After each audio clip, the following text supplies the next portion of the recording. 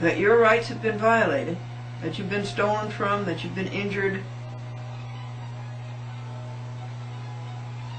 you think you have courts. Well, you don't. You will go to court and you'll find out that there are no courts. That they're totally depraved and stolen and kidnapped. Courts are there to protect you. They do not. Courts do not protect you. You've lost that. People ask, what is the chat with Glendora about?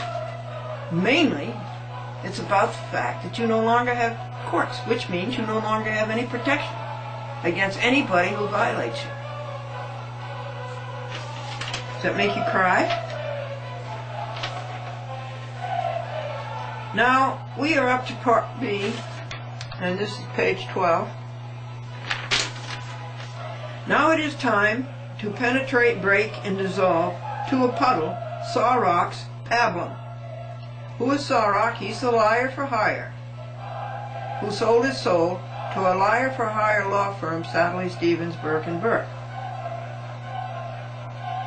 You are sufficiently devoid of acuity to actuate his addled puffery into your ghost-written muddling. Talking to the judges. Sawrock's emptiness is really not worth my time or yours, except to show Americans the worthlessness to which lawyers, judges, and clerks have sunk.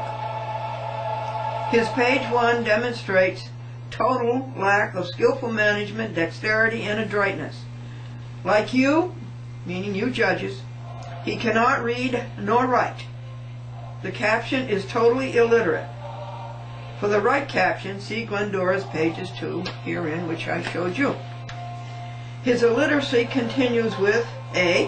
CSC Holdings Incorporated is not the respondent. I never sued CSC Holdings Incorporated. I don't know what it is. I sued Cablevision Systems Corporation, which of course is what CSC stands for. So, he lies there.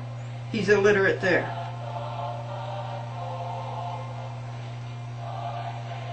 He is obtuse.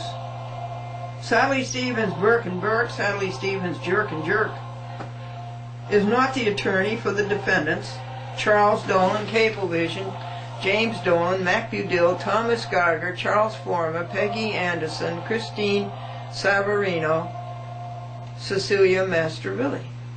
Why? Because Sadly is a defendant. And Callaghy is a defendant. And a defendant cannot defend a co-defendant.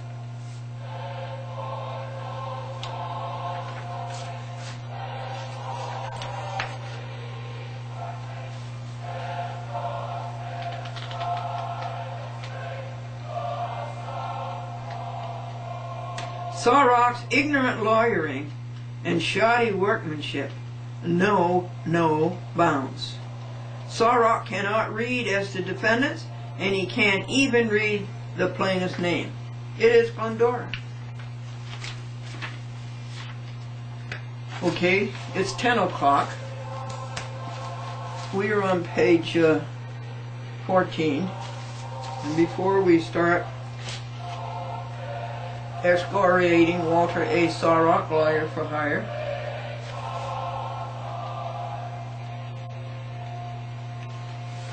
I want to rejoice about something. In fact, let's count blessings. Let's count 15 blessings. 1, you are a blessing. 2, public access is a blessing. 3, colors. 4, your eyes that can detect the slightest change in color, the slightest change in wavelength and frequency. 5, music. There's something in all of us that responds to music. What is it? Laughter. There's something in all of us that responds to laughter. There's something in all of us that responds to God. You're alive. You're healthy. You can see. You can hear. You can talk. You can walk. You can think. 15 blessings for 10 o'clock. What's the rejoice for 10 o'clock? That you and I are here together. And that we're dealing face to face with a very serious issue. The courts are supposed to protect you, and they have ceased to do that. Go to court. You will find nothing there that protects you.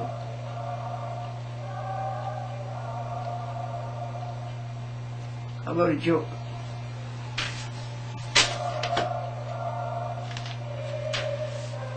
I took this young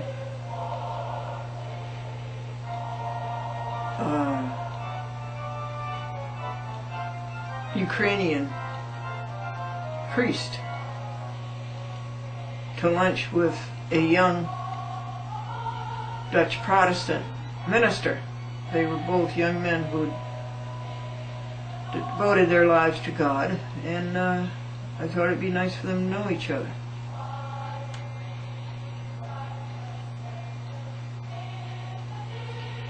And he came wearing his clerical collar and a black shirt with the short sleeves, and it was November 13th. And as we exited the Kinderhook post office, a woman saw him with no sleeves, and she went, "Oh!" And he says, "That's all right. I have a constitutional right to bear arms." Let us let Sebastian in. Sebastian, you went out into the road, and you're never supposed to leave your 3 acres. Never. Shame on you, Sebastian. That is dangerous.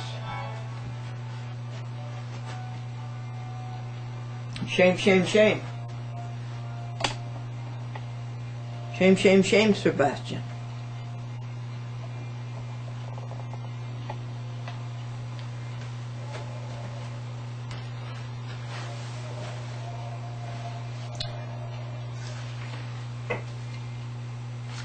All right, here is Sarok's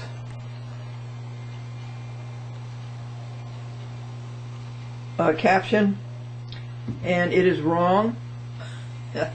Patricia Langelotti is the last defendant. It was the stupid clerks in the Harrison court who separated my 1 lawsuit into 2 lawsuits. It was an out-and-out error, and I told them about it 7 times, and I requested 7 times that they do their job and correct it, but they were too stupid to do that and too dishonest. So I go to the appellate term and I say, put the case back together the way it was.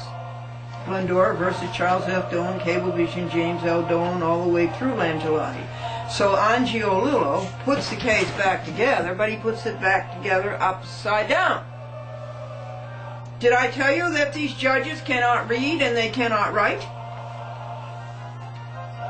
So there is their stupidity, all in writing, and Glendora says Sarok is not familiar with the facts and circumstances. He was not there when the action happened. He never appeared in the Harrison court. Everything he tells you is hearsay. You judges are listening to hearsay. He has no personal knowledge. He never swears he is telling the truth, the whole truth, and nothing but the truth. He is not.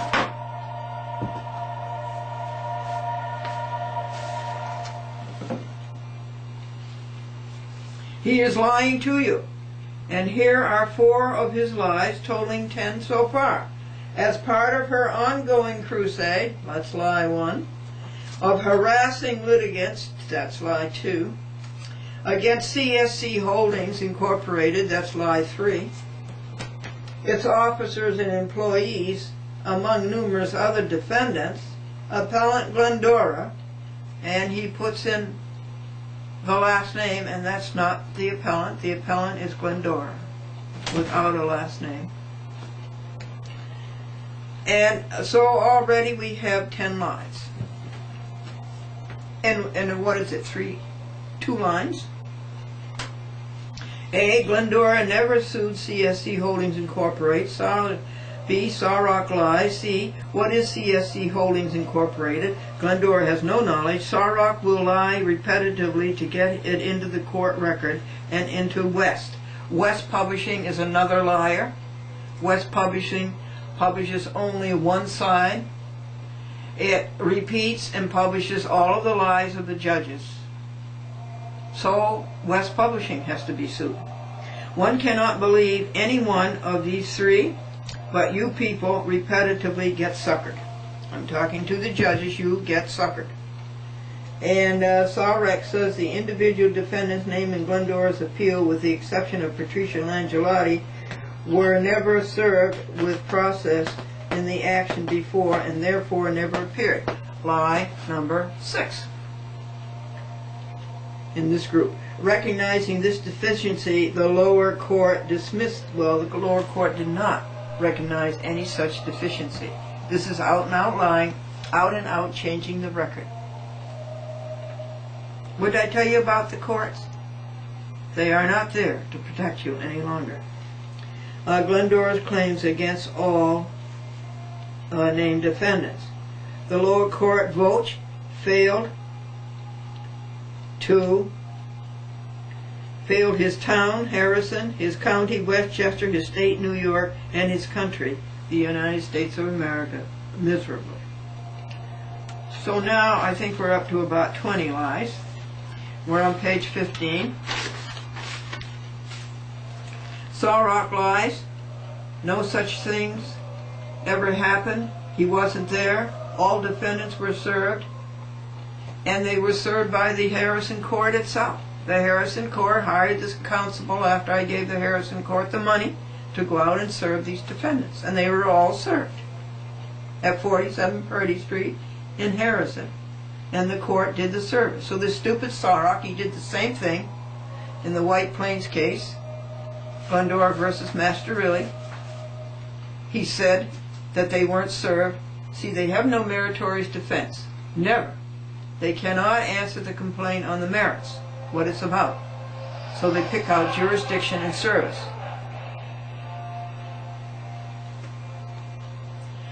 What would Sarek know? He wasn't there. Further, Sarek cannot intercept that a defendant cannot defend a co-defendant. Voch did not dismiss on any such matter. Sarek cannot accuse or Sarek cannot adduce any such fact. Sarek lies so far. Number about 13 and 14. This is I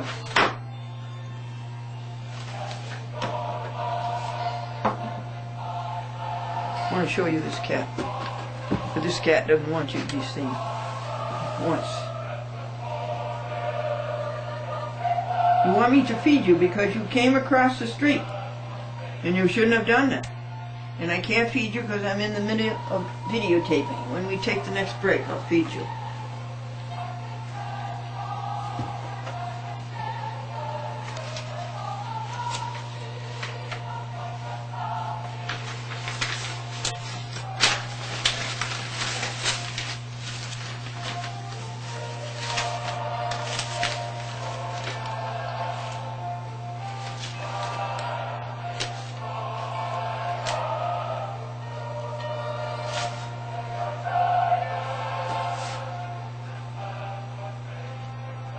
Your pages just fell on the floor. Now, John Voch in the Harrison court acted as irresponsibly as the defendants and as irresponsibly as you 6 judges on the appellate term, and as irresponsibly as liar-for-hire lawyer Walter H. Sarek. Sarek says that Glendora brought this frivolous appeal, there's another lie, to overturn the decision without setting forth any discernible reason, there's another lie, and I think we're up to 19 lies by Sarek already, why the lower court erred in its decision. Well, Glendora says constitutional rights and federal statute and state statutes are hardly frivolous, Mr. Sarek.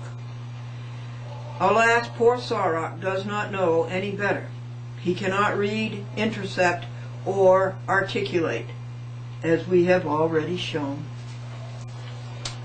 Now we're up to 20 lies by Sarok, and he writes, this court properly denied her appeal and held that plaintiff's action are palpably without merit as to any of the defendants herein.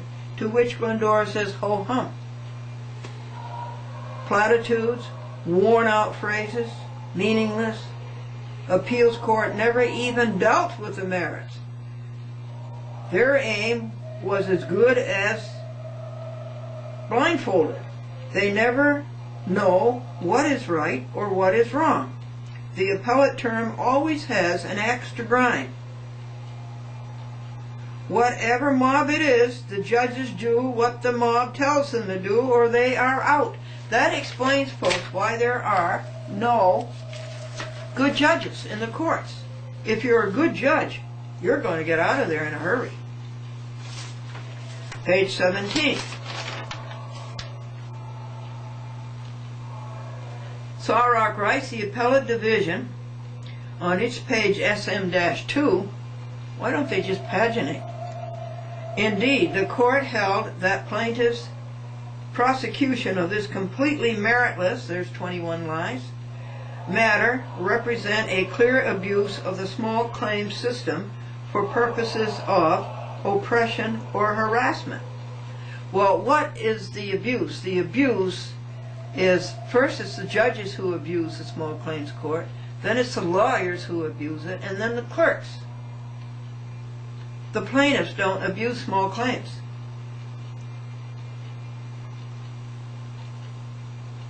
And Glendora is delighted with their self-incrimination in the above. Faced with the appellate decision, Glendora moved for relief from the nullity of November the 27th, pursuant to analog to Federal Rules of Civil Procedure Rule 60B. Glendora's motion, which is effectively a motion to re-argue.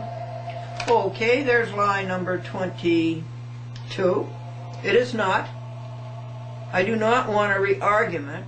I want relief from a paper that I can't even call an order because it hasn't been signed by a judge. He says to re-argue pursuant to a 22 New York Code Rules and Regulations.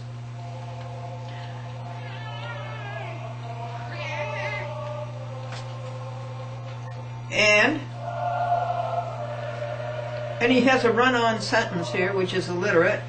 And in the high school that I went to, Classical High School in Springfield, Massachusetts, if you wrote a run-on sentence or an incomplete sentence, you automatically got an E no matter how good your paper was. So we're up to lie number 23. Sarok says Glendora fails to set forth any points that were overlooked or misapprehended by the court and should be denied in its entirety. Well, I only set forth 40 pages of them. Something like 100 of them. Overlooked were due process, statutory rights, constitutions, inter alia, and deliberately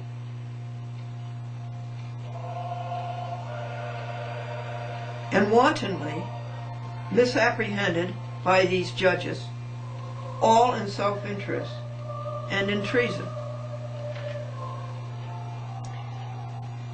Glendora says this is hardly commensurate with the title, Preliminary Background. In total, it is Sarok, lie number 24. Beta beta, statement of facts. Sarok says, well, let me tell you in advance, this is a statement of lies. Glendora has made a practice of bringing lawsuits against numerous defendants. Well, my dear boy, whom else do you bring lawsuits against if you don't bring them against defendants? Including state and city employees, justices, and clerks of the state courts in New York. Hooray! Federal district and circuit court judges and clerks. Goody goody. And justices of the United States Supreme Court. Yes, Glendora stood up for you, for all of us, and suing the justices of the United States Supreme Court. 8 of them, not Kennedy.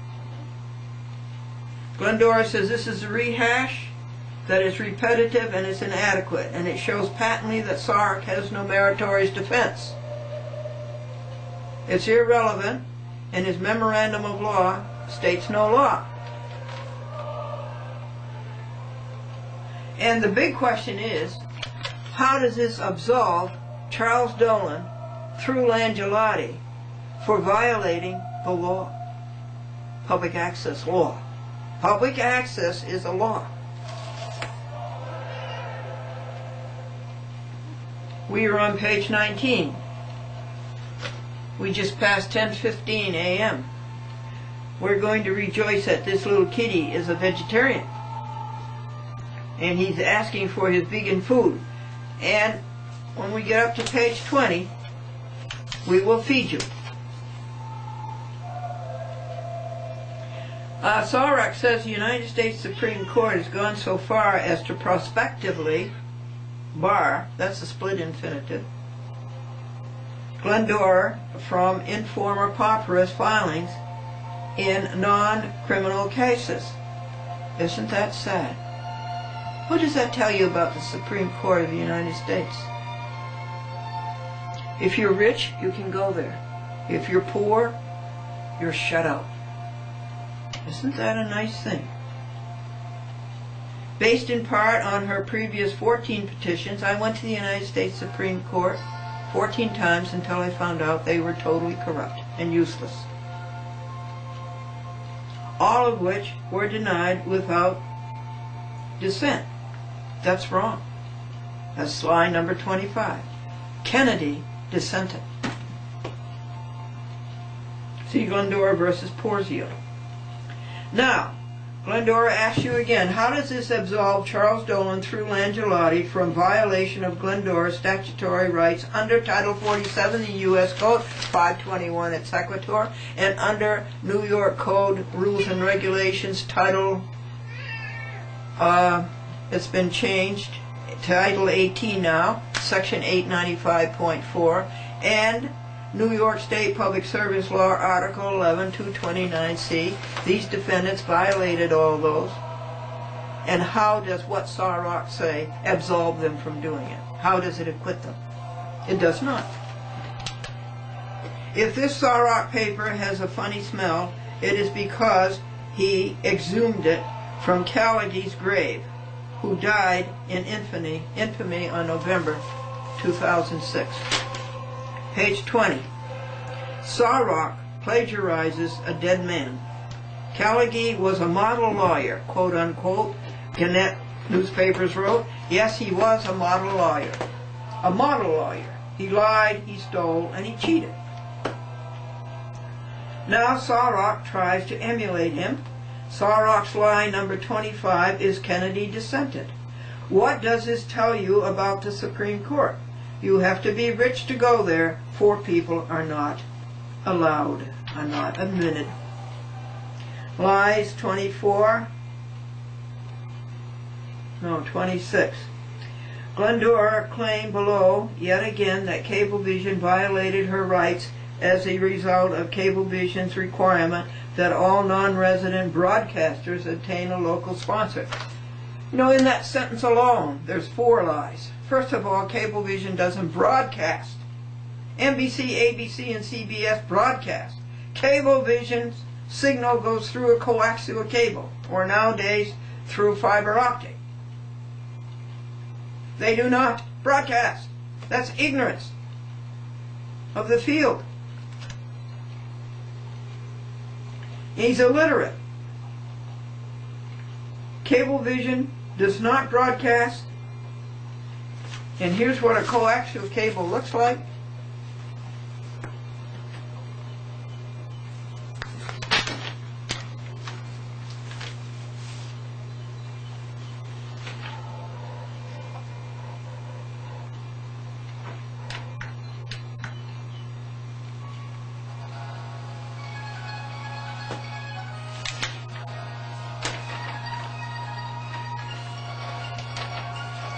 Okay, we're going to take a break. We're up to page 21. No, Johnny, don't you get your gun.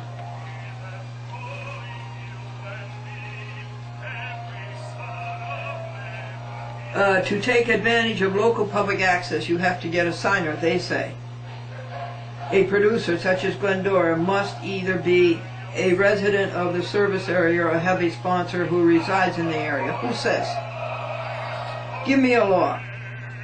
Give me a law written by Congress. Give me a law written by the New York State Legislature or by the municipality. Who says?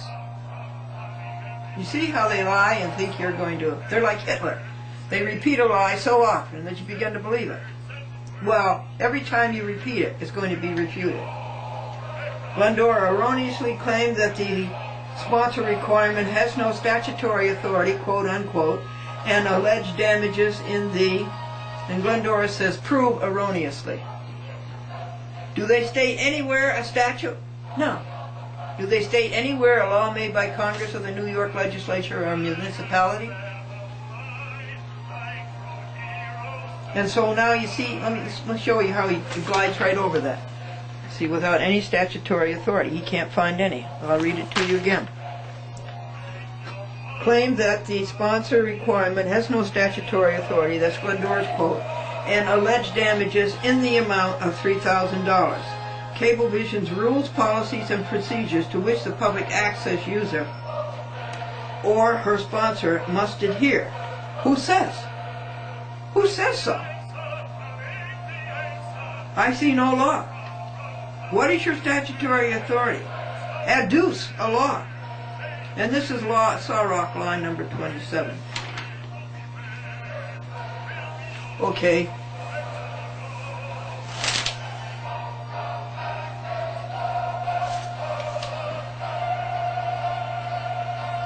This little boy was late for school, and in his hurry, he went under a fence, and he tore his pants. He got to school, but he was tardy by a few minutes. And the teacher said, I see you're a little behind. He says, you wouldn't have it if it hadn't been for that fence.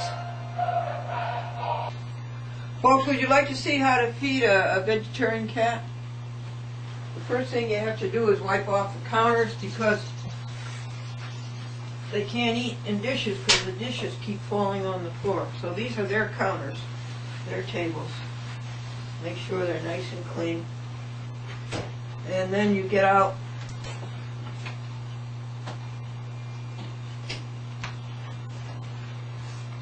their food. This whole refrigerator is practically theirs. It's all vegetarian food. And Sebastian wants tender bits. He likes tender bits, and these happen to be vegan. And you mash it all up for him. And then he gets his nose on what you're trying to do, so you mash up a little bunch over here to get him distracted. There. And you have to mash it up fine. They have huge chompers, but they want it all fine, and if it isn't fine, they won't eat it. Then,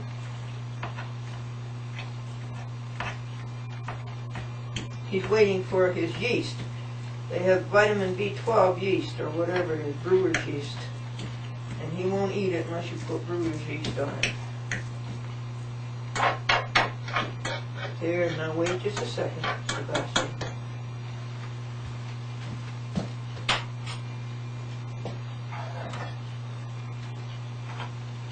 This is the brewer's yeast. This is only $15. I think it's a little more. Okay, here it comes. Here's your yeast. Get your snoot out of the way. No, don't. It's no time. He sees your hand and then he starts nuzzling your hand.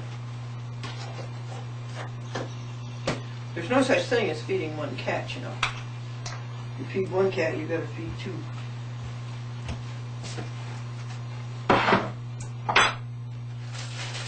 So we rejoice that we didn't kill any animals, torture them, brutalize them. We did not. These cats are vegetarian.